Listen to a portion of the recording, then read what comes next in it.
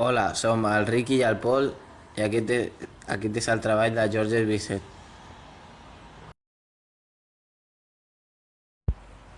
Nacido el 25 de octubre de 1838 en París, Francia. Falleció el 3 de junio de 1875 en Bougival, Francia. Falleció la noche de la 33ª representación de Carmen. Perteneciente a una familia de músicos, Bizet fue admitido en el Conservatorio de París. Cuando tenía 9 años, allí estudió contrapunto, composición y piano.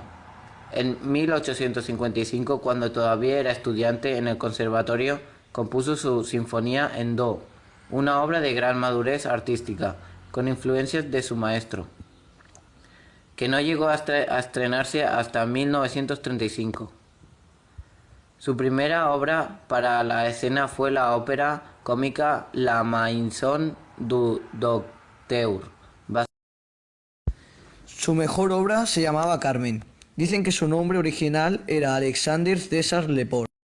El padre de Bizet, profesor de canto, le enseñó los primeros rudimentos del arte musical. A los 4 años ejecutó los mayores y dificultosos ejercicios de canto.